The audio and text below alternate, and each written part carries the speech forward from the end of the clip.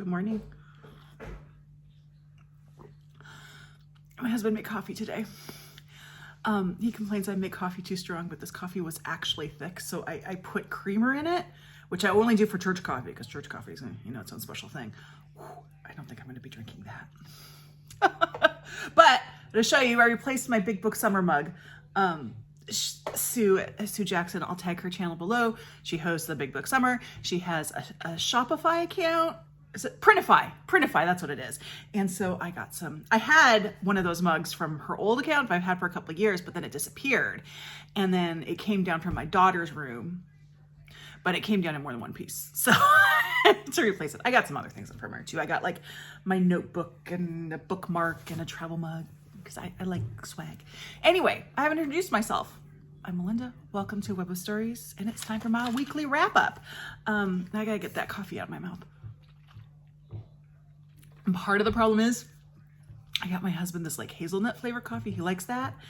And yeah, it's not my favorite. So I might just dump that out and I don't know, get a nice tea or something. But anyway, enough of that. How was your week? Good news is we're just down to the upper 80s now. We're out of our heat dome for the moment. I'm sure it will not be the last heat dome of the summer because that is our life now. I was on Ben's Corners Sprints and we were talking about it. And if you don't know, I live in the Pacific Northwest. I live in the Portland, Oregon metro area. I grew up in Oregon, but then I went to school in Virginia and I lived in Boston for a little bit after college. And this is the first house I've lived in that's had air conditioning, and we did have to put air conditioning into it. It's new construction, so it holds really well. So if it gets hot outside and you get hot air into it, the hot air is stuck. So we really needed air conditioning. But that was so, growing up, no one had air conditioning. And even now, if you buy a house, you put in air conditioning yourself. None of the houses come in with air conditioning. And guess what, guys? It's just gonna keep getting this way. So I think we're just gonna have to accept the air conditioning as a thing, but I am so happy we have it. So anyway, my week, if you probably know, I did a community post about this really quickly last night, but there was no 5 on Friday this week because I will probably explain a bit more when I get to my books, but let's just say it wasn't top of mind and I completely forgot about it till last night. So there's no 5 on Friday this week. I will try and get my act together for next week. Let's see.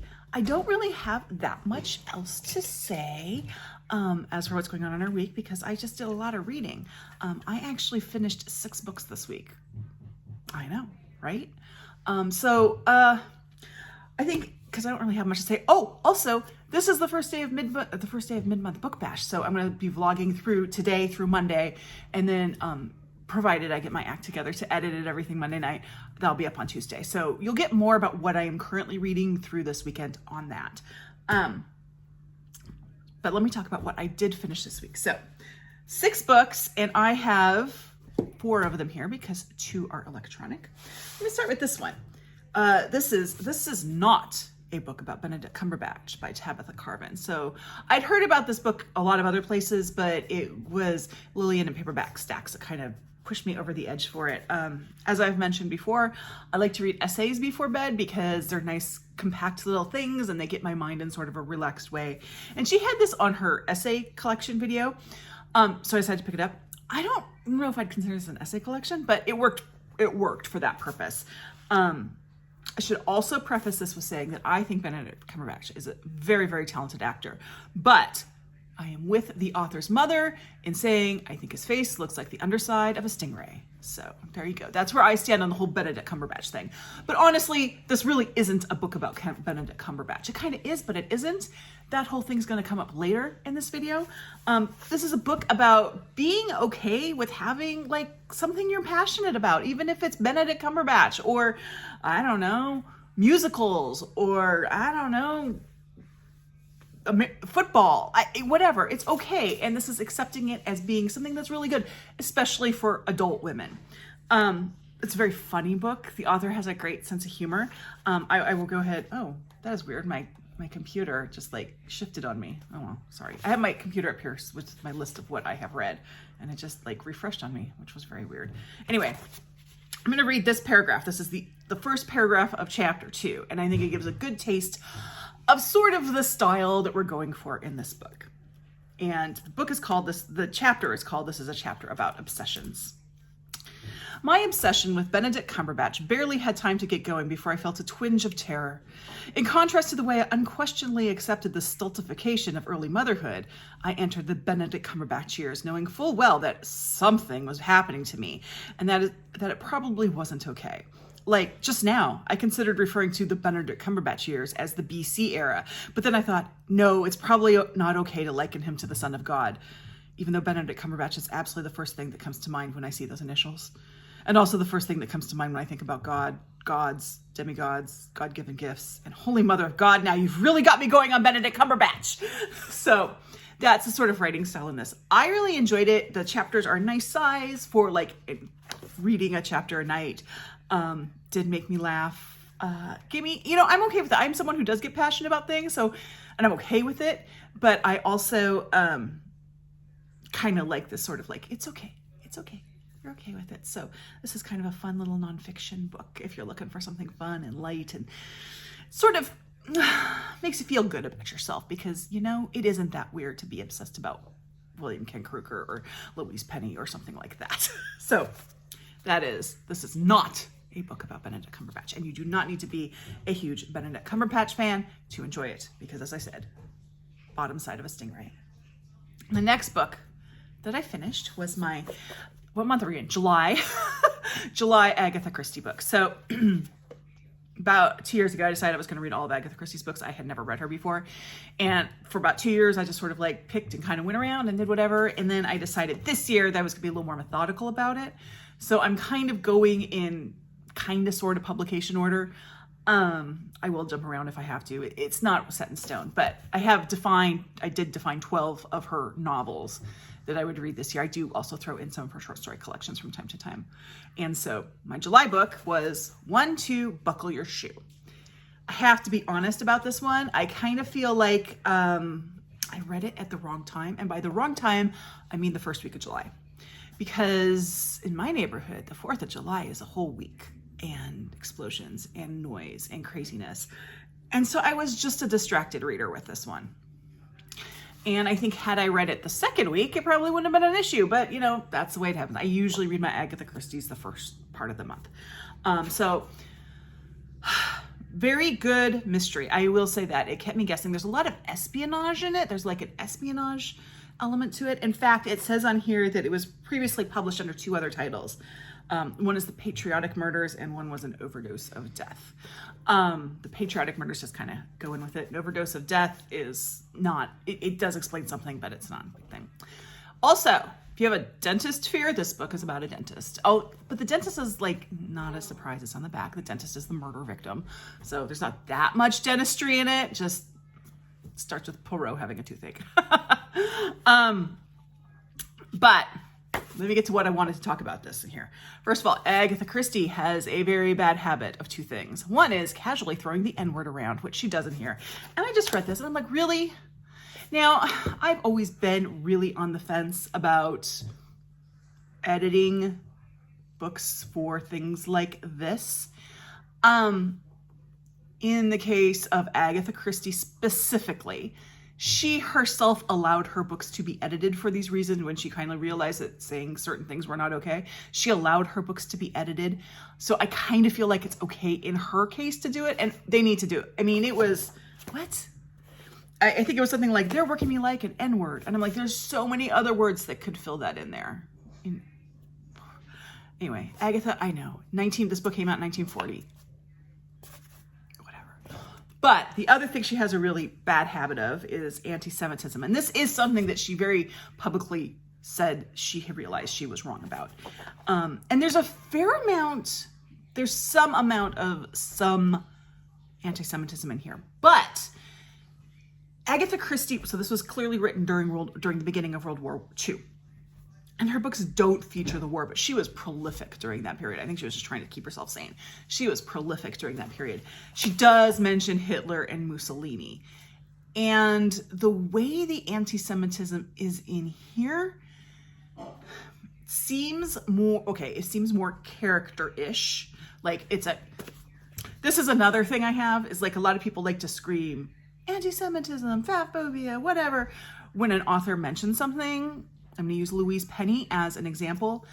Louise Penny has been accused of fat phobia and transphobia.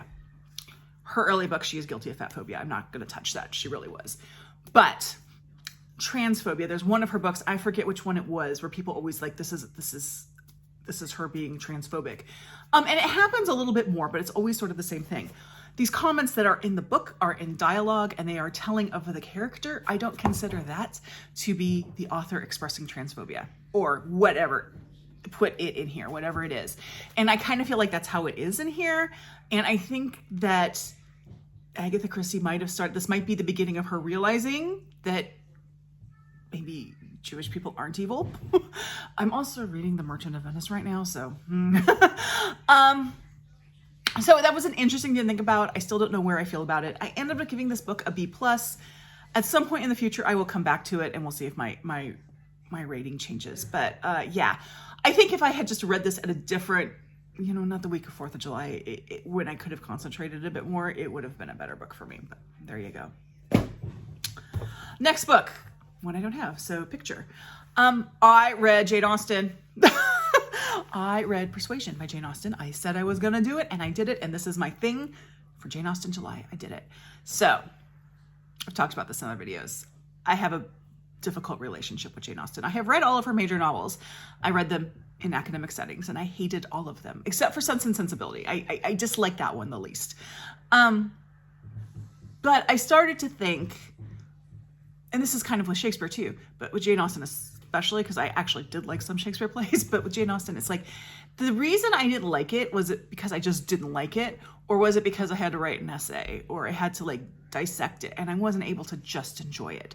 So one of my goals for this year was to read a book by Jane Austen. So I chose to read Persuasion because it is one of the two books I remember very little about. That and Mansfield Park were sort of black holes for me. I remembered very little about it.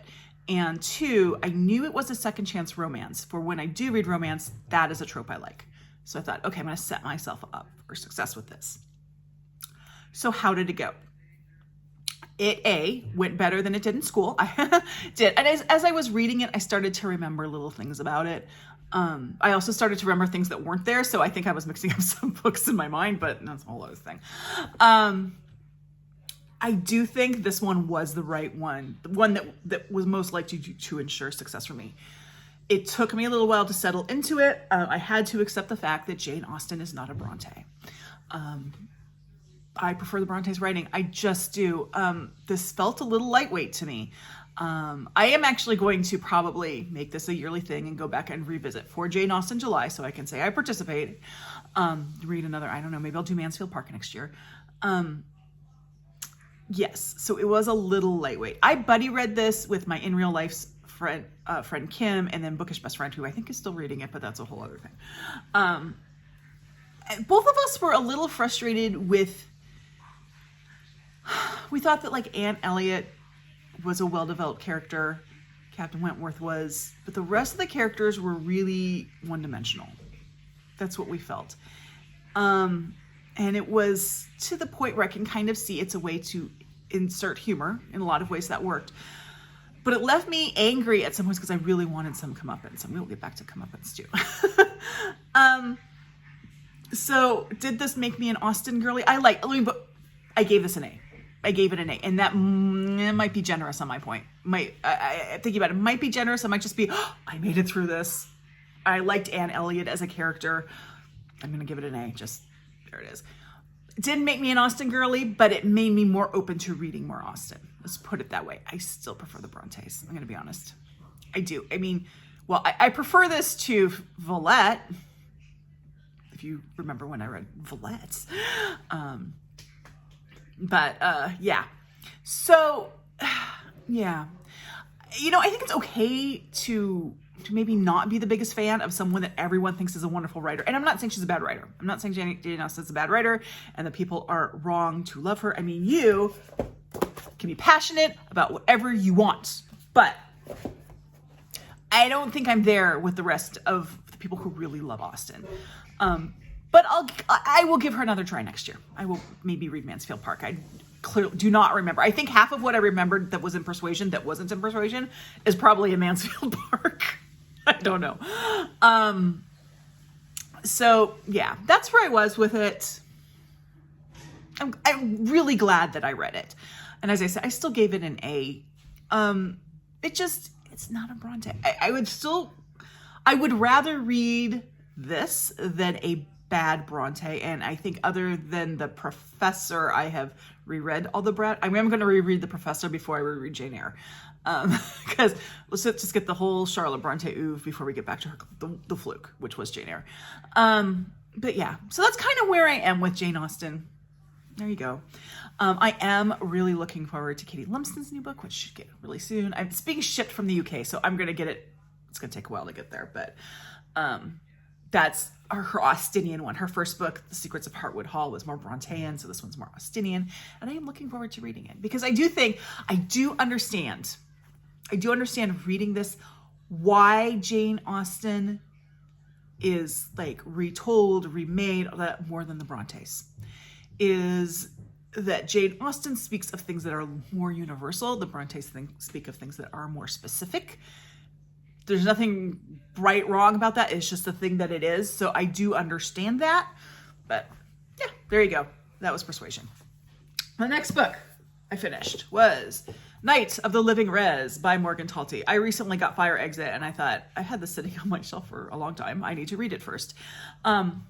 This came really highly, I didn't say it's highly recommended, but both Greg at Supposedly Fun and Aailyah at Read and Reread both really liked this book. So I was looking forward to it. I gave it a B+.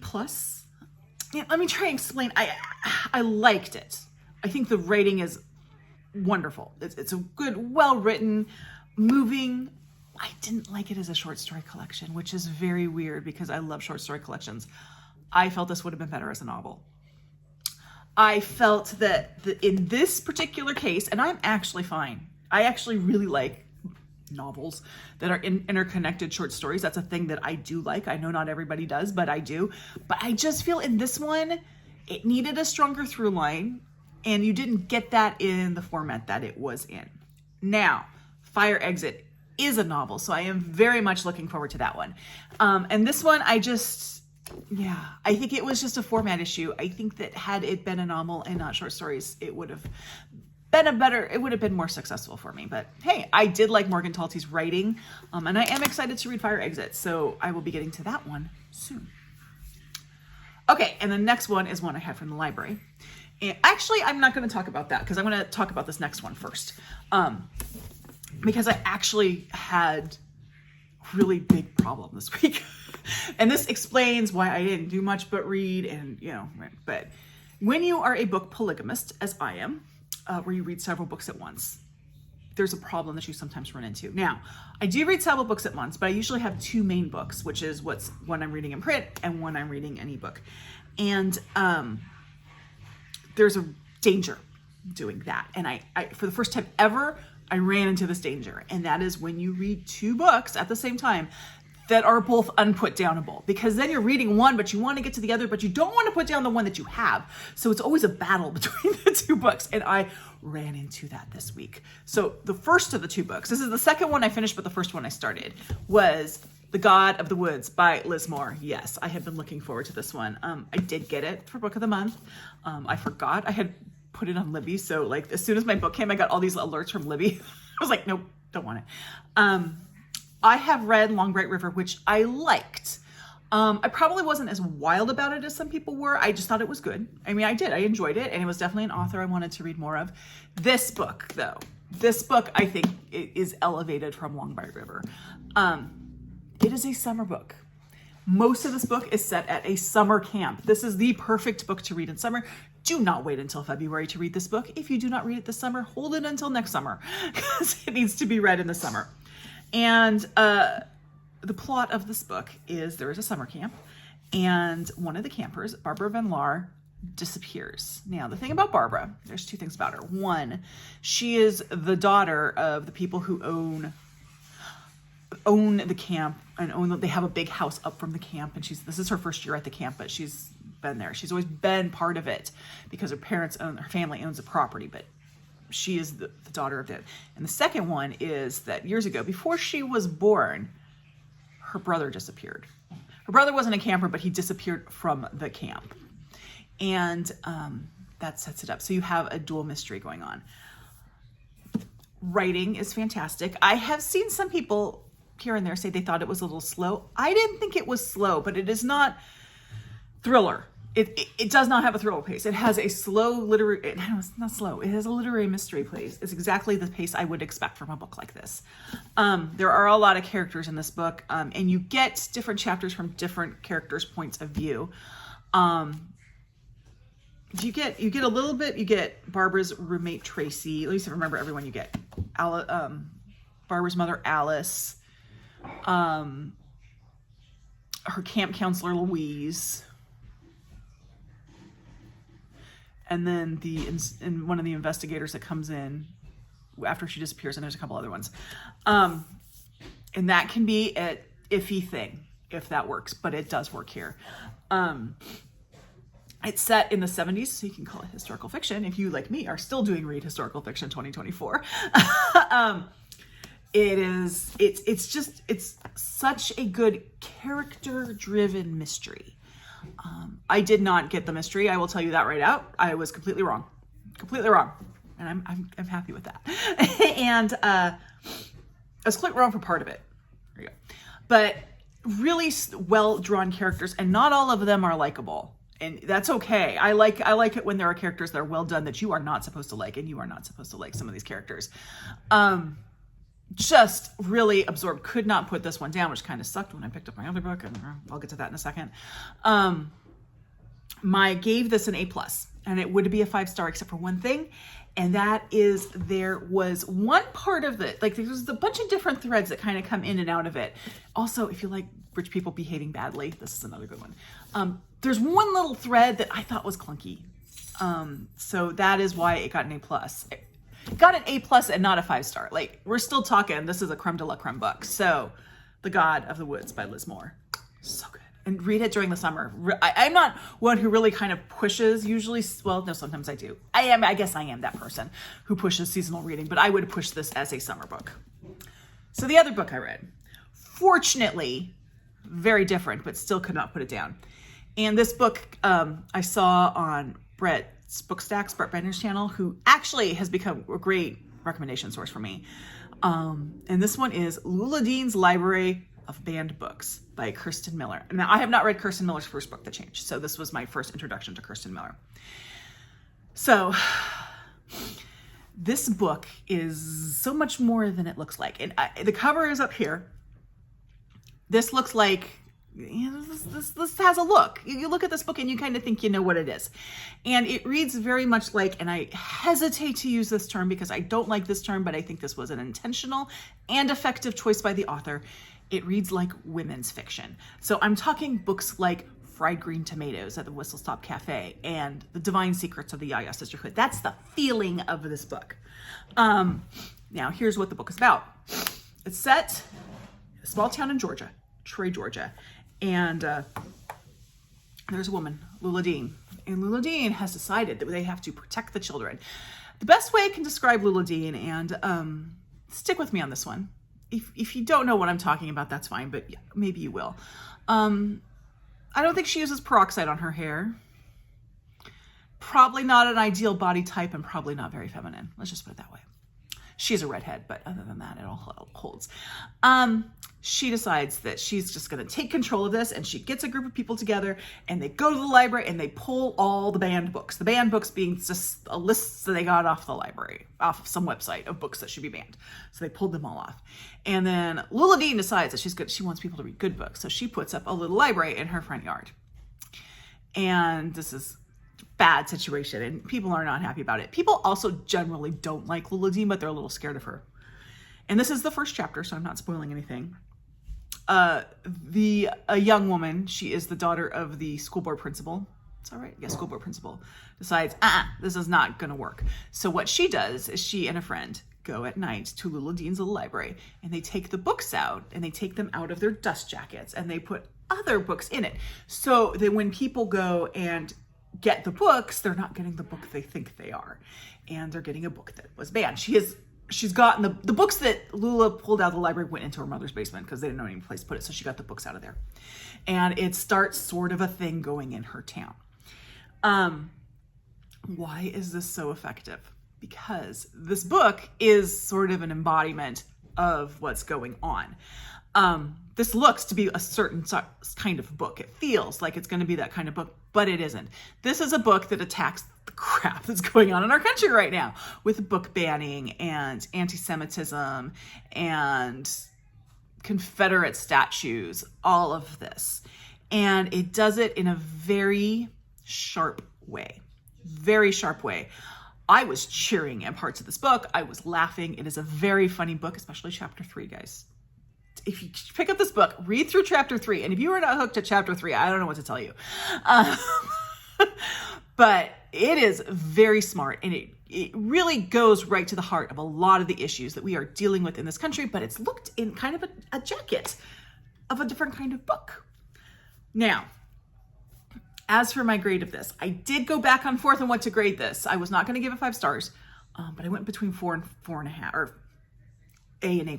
And I ended up with an A for a couple reasons. One is just something that irritated me. One of the books, the one that I can remember just because this is where it stuck out to me, in the dust jacket of The Art of the Deal by Donald Trump.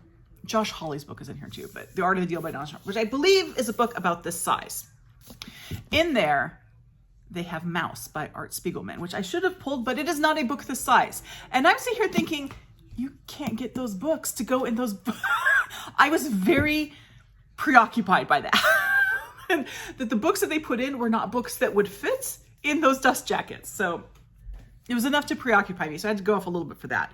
The other reason is there were some okay, there's 2 other reasons. One is there's one case where I felt like I had to I could not suspend my disbelief quite as much to believe that someone who at least went through some high school did not know who Anne Frank was.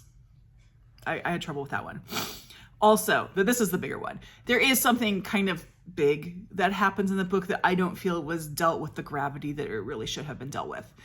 There you go. But it's still an A. I mean, that is...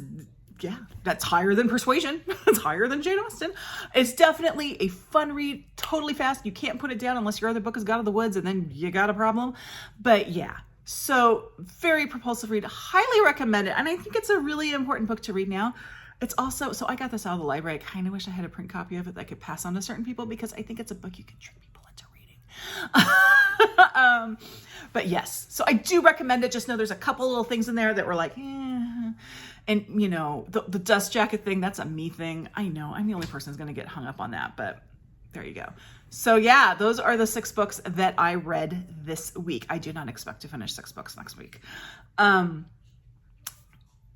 below, I will have, my brain just went, sorry. Down below, I'll have a list of the books that I mentioned, plus all the books I'm currently reading. So if you want to know what I'm working on, they're all down below. Before we go, I should have done this at the beginning for those of you who check out as soon as I start rambling. But before I go, I have a request for you. I've been working on the list for my Marginalized Authors book group, and I have noticed that we are very low on books that, books for, if I don't have it pulled up here, books by authors with disabilities about characters with so own voices books. And I was wondering if you guys could send me some recommendations. I will tell you, we have already done True Biz, so that one's off because we've already done it. Give me a second. I'm going to pull that list up. Okay, I had it up just on a different screen.